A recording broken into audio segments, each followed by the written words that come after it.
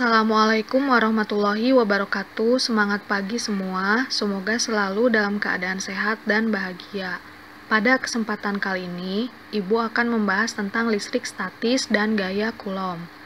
Ikuti pembahasan yang akan Ibu sampaikan dengan baik supaya materinya lebih mudah difahami.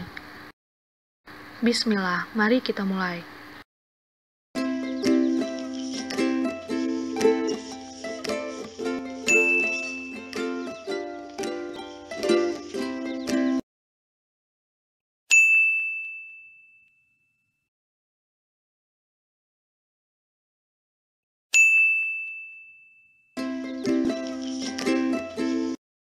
Pada video tersebut, sisir yang telah digosokkan pada rambut kering, kemudian didekatkan pada potongan kertas, maka potongan kertas tersebut akan tertarik.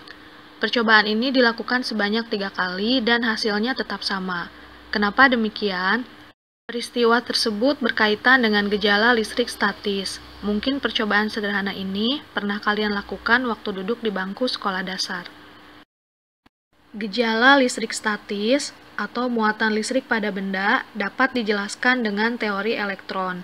Elektron adalah partikel penyusun atom yang mengelilingi inti atom. Inti atom terdiri dari neutron dan proton. Neutron tidak bermuatan, proton bermuatan positif, dan elektron bermuatan negatif. Perhatikan ilustrasi gambar atom berikut. Benda atau atom yang memiliki jumlah proton dan elektron sama, maka benda atau atom tersebut tidak bermuatan atau netral.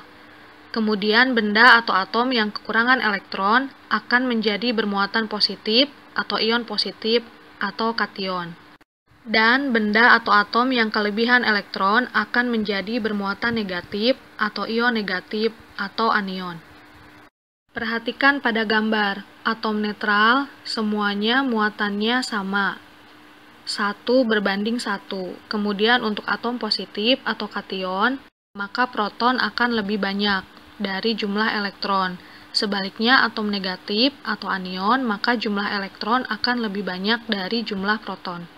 Sehingga jika diilustrasikan untuk atom positif dan atom negatif, maka perbandingannya 2:1. Benda yang bermuatan sama, yaitu positif dengan positif ataupun negatif dengan negatif, akan saling tolak-menolak. Sebaliknya, benda yang bermuatan berbeda, yaitu positif dengan negatif ataupun sebaliknya, akan saling tarik-menarik. Itulah yang dinamakan gejala listrik statis, atau dikenal juga dengan istilah elektrostatis. Pada umumnya, jumlah elektron dan proton pada atom sebuah benda adalah sama, sehingga atom-atom tersebut tidak bermuatan atau netral. Benda yang tidak bermuatan atau netral bisa diubah menjadi bermuatan, salah satunya dengan cara menggosokkan benda seperti pada video percobaan sederhana tentang listrik statis yang Ibu tampilkan di awal. Nah, ilustrasi percobaan sederhana tadi adalah contoh untuk membuat benda yang tidak bermuatan, yaitu sisir plastik, menjadi bermuatan negatif, sehingga bisa menarik potongan kertas yang bermuatan positif. Sisir atau penggaris plastik yang digosokkan pada rambut kering akan bermuatan negatif. Hal ini karena sisir atau penggaris plastik mengalami kelebihan elektron, yakni elektron dari rambut kering berpindah pada sisir atau penggaris plastik. Contoh lainnya adalah jika rambut kering digosokkan pada kaca, maka kaca akan bermuatan positif. Kenapa? Karena kaca mengalami kekurangan elektron, yakni elektron dari kaca berpindah pada rambut kering. Untuk lebih jelasnya, perhatikan tabel gejala interaksi antara muatan listrik dalam kehidupan sehari-hari. Pada tabel ini ada bahan-bahan, hasil, dan proses. Kaca dengan kain sutra. Hasil kaca nanti akan bermuatan positif, sutra bermuatan negatif. Proses, elektron dari kaca berpindah ke kain sutra. Kemudian mistar plastik dengan kain wol. Hasil mistar plastik bermuatan negatif, kain wol bermuatan positif.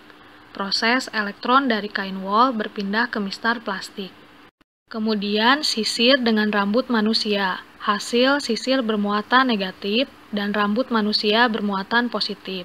Proses, elektron dari rambut manusia berpindah ke sisir. Penggaris atau mistar plastik dengan rambut manusia. Hasil penggaris bermuatan negatif, rambut manusia bermuatan positif. Proses elektron dari rambut manusia berpindah ke penggaris. Balon dengan kain wol. Hasil balon bermuatan negatif, kain wol bermuatan positif. Proses elektron dari kain wol berpindah ke balon.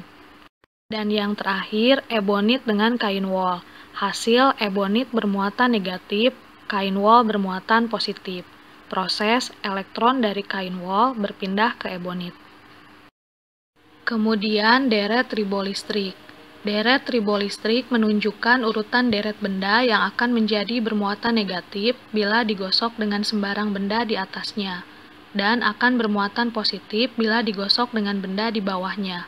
Misalnya, jika gelas digosokkan secara searah pada wol, maka gelas tersebut akan menjadi bermuatan listrik positif, dan wol akan menjadi bermuatan listrik negatif.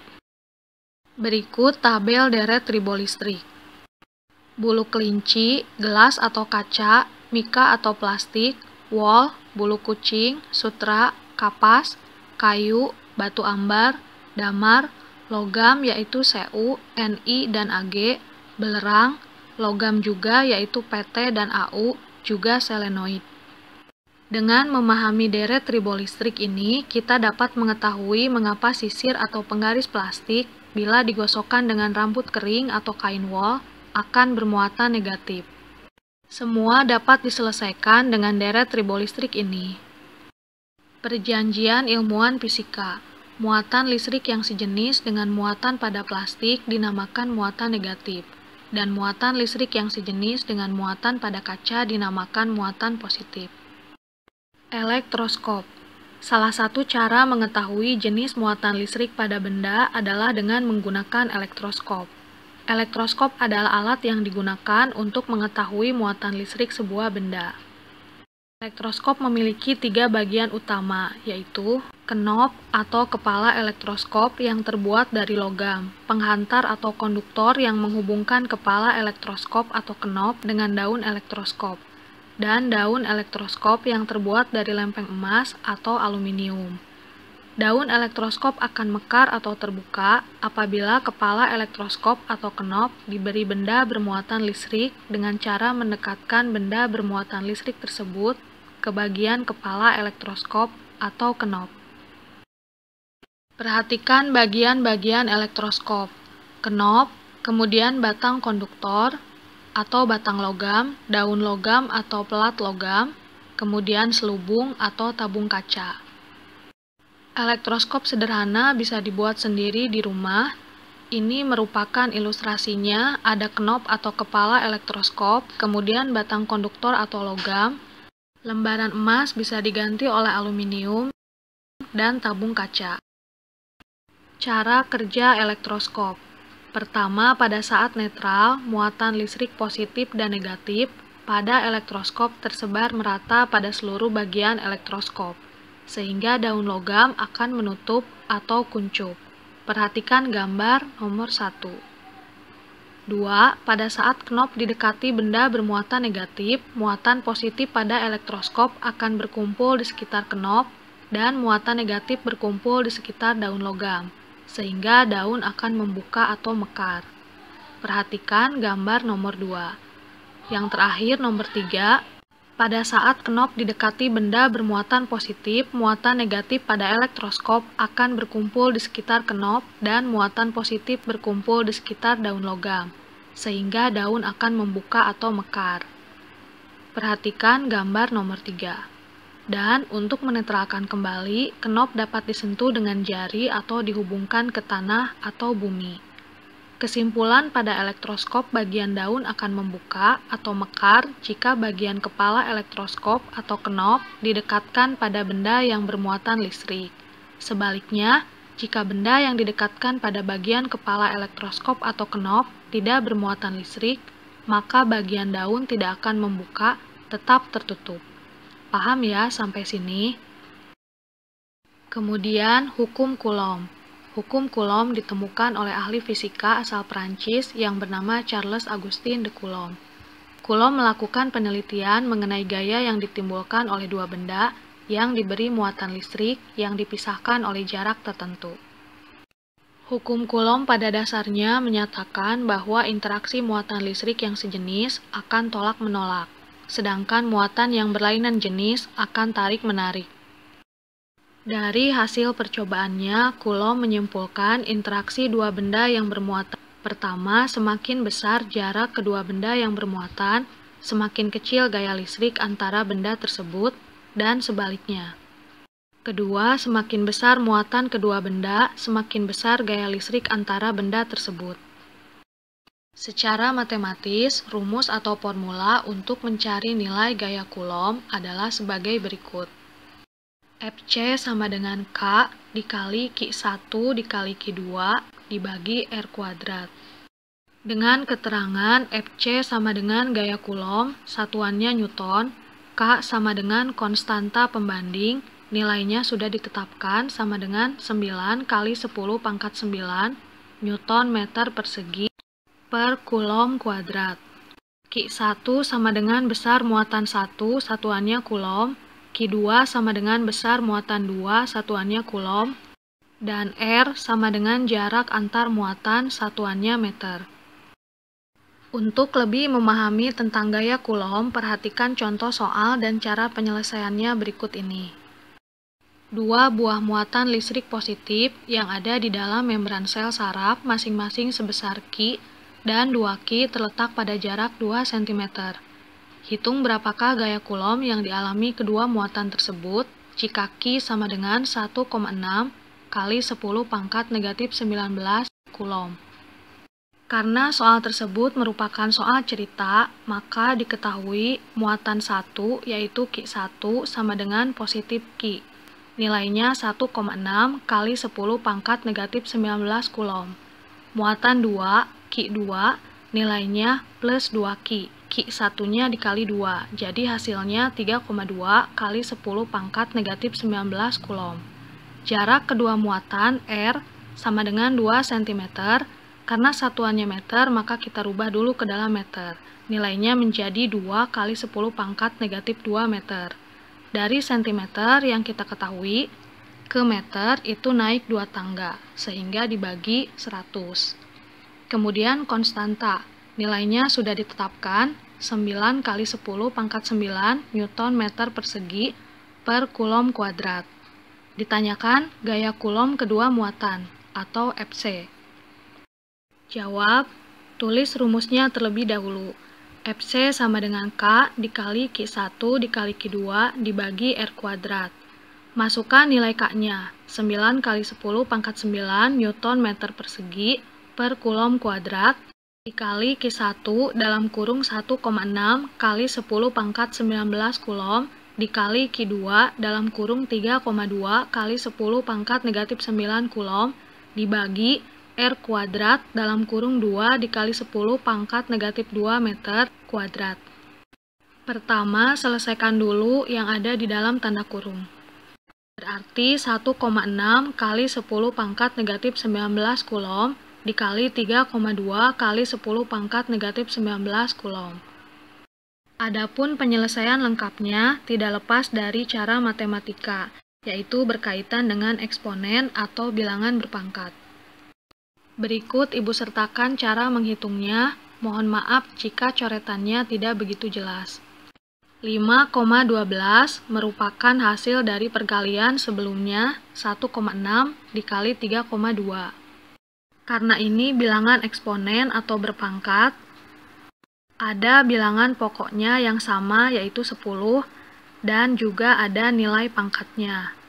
Untuk nilai 10, karena bilangan pokoknya sama, tidak perlu dirubah. Yang perlu diperhatikan adalah bilangan pangkat atau eksponennya. Karena dikalikan, maka eksponennya ditambahkan, sehingga negatif 38 itu diperoleh dari negatif 19 ditambah negatif 19. Kemudian 9 dikalikan 5,12 diperoleh 46,08. Eksponennya juga ditambahkan. Berarti 9 ditambah dalam kurung negatif 38. Seperti yang kita ketahui, positif dikali negatif itu hasilnya negatif, maka dihasilkan pangkat negatif 29. Dibagi 4 kali 10 pangkat negatif 4. Ini diperoleh dari R dikuadratkan, yaitu nilai 2 dikali 10 pangkat negatif 2 dikuadratkan.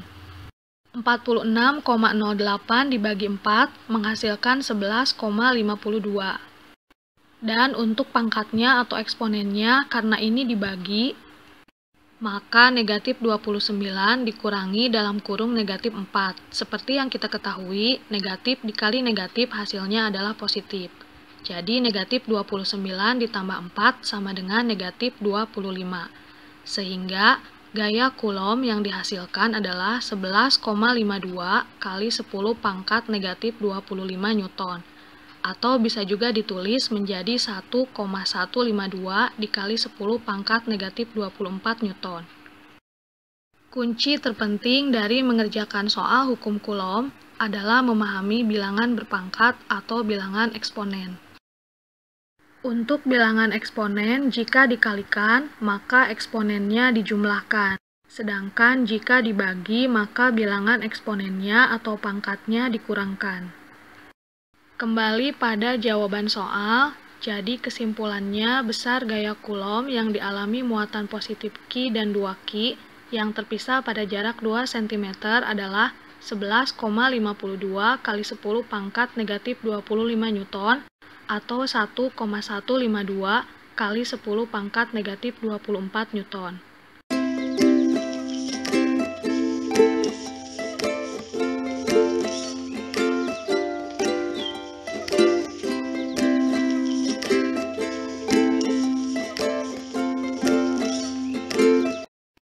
Demikian pembahasan dari Ibu tentang listrik statis dan hukum Coulomb. Semoga bisa difahami. Silakan dibuka classroom-nya untuk menyerahkan tugas tersebut. Sekian, mohon maaf kurang dan lebihnya. Terima kasih. Wassalamualaikum warahmatullahi wabarakatuh.